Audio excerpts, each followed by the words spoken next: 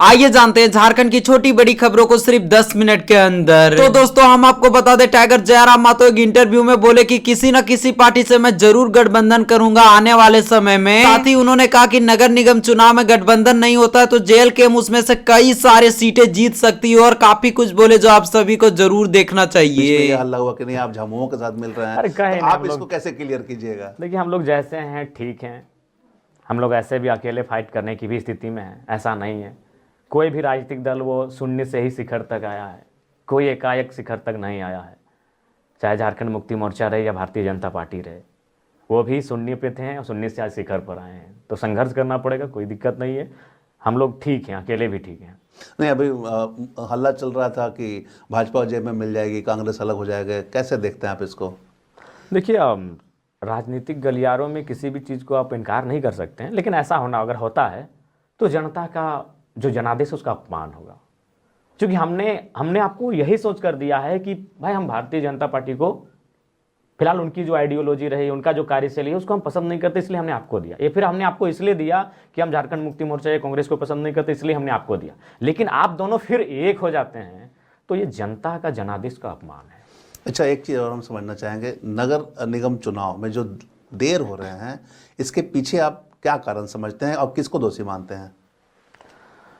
देखिए कारण समझ में तो हमको भी नहीं आ रहा है, क्योंकि ये तो राज्य सरकार का विषय है। राज्य सरकार के विषय कोर्ट में और हमें मामला लगता है कि शायद इसमें गठबंधन भी तय नहीं होता है। जी इसमें गठबंधन भी मायने नहीं होता है। जी। तो इसलिए हमें लगता है कि राज्य सरकार जो झारखंड मुक्ति मोर्चा है वो नगर में नहीं है उनका जनाधार।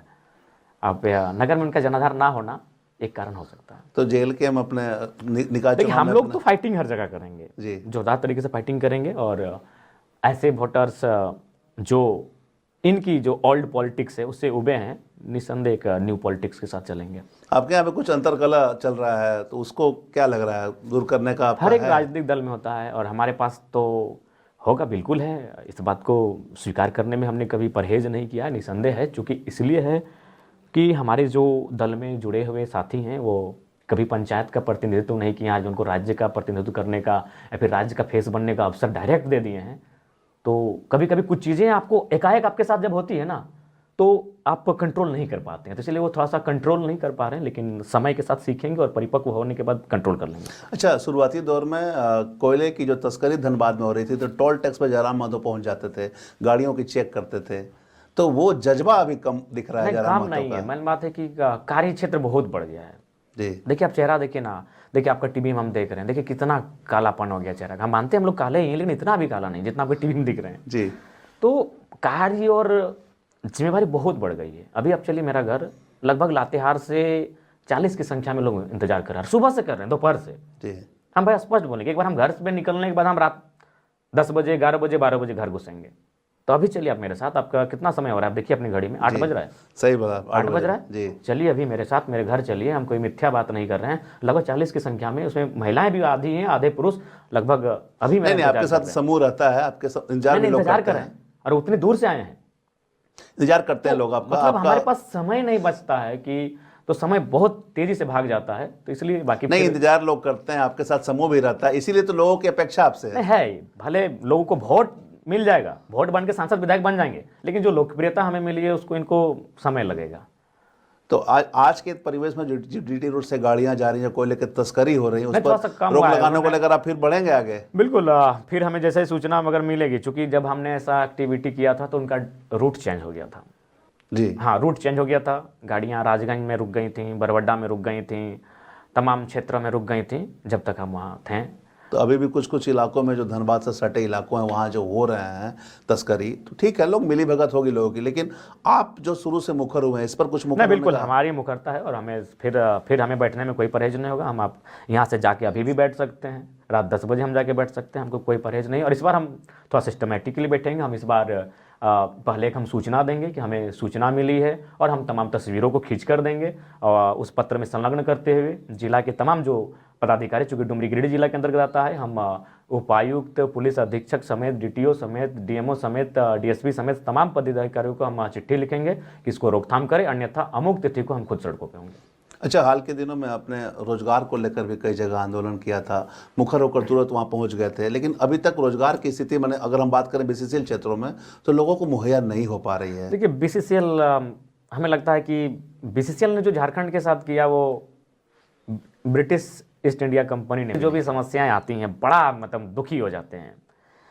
85 में ज़मीन गया है, 90 में ज़मीन गया है, उस समय सहमति हो गया था नौकरी देने का, चक्कर काट के पिताजी मर गए, दादाजी मर गए, नहीं मिला नौकरी। मैंने बीसीसीएल ने जो पीड़ा दिया, देखिए वो दुनिया के लिए क्या किया भाई हमें नहीं मालूम। टाटा ने भी दुनिया के लिए बहुत कुछ किया है, वेदांता ने भी दुनिया के लिए बहुत कुछ किया है, और अडानी ने भी दुनिया के लिए बहुत कुछ किया है, लेकिन रैयतों के लिए बहुत ही दर्द दिया है इन्होंने। जो ज़मीन जिनका लिया है, जिस गांव को इन्होंने उजाड़ा है, बहुत दर्द दिया है। उस दर्द की कोई सीमा नहीं है, आज भी वो दर्द कराह रहा है बहुत। बीसीसीएल की बात बड़ा, और एक विधायक होने के नाते भाई हम ना झूठा आश्वासन देंगे, इसके लिए सरकार को लगना होगा, केंद्र की सरकार को, राज्य की सरकार आवाज तो अभी के स्तर से नहीं उठा। हम सवाल के लिए कभी कमजोर नहीं रखेंगे, हम सवाल के लिए उनसे संघर्ष करने के लिए हम कभी पीछे नहीं हटेंगे, लेकिन समाधान तो सरकारों को करना होगा। नहीं, अभी एक जनप्रतिनिधि अभी जमीन कब्जे को लेकर मामले को विधानसभा में उठाए थे और किसी जनप्रतिनिधि पर ही आरोप लगा रहे थे। जमशेदपुर से विधायक सरयू राय ने जमीन के मुद्दों को उठाया था कि कई तरह के जमीन बाघमारा इलाकों में कब्जा में है, तो उस पर भी अभी तक पहल नहीं की जा चुकी है। नहीं होगा, नहीं होगा। आज लोकतांत्रिक मूल्यों ने एक दायरा बना लिया है। अगर मंगरू का झगड़ा झगड़ू से होगा तो ऑन दी थाना भी उसमें इंटरेस्ट लगी कि चलो इसको न्याय कर देते हैं। मंगरू गलती है तो मंगरू को 2 तमाचा मार देंगे, उसमें सभी इंटरेस्ट लेंगे कि भाई अब झगड़ू का गलती है तो झगड़ू को 2 तमाचा मार फटकार लगा देंगे। लेकिन जिस दिन आपका सामना किसी रसूखदार व्यक्ति से हो जाएगा, जिस दिन आपका सामना संवैधानिक पद पर बैठे किसी व्यक्ति से हो गया, तो न्याय मिलने की अपेक्षा नहीं है।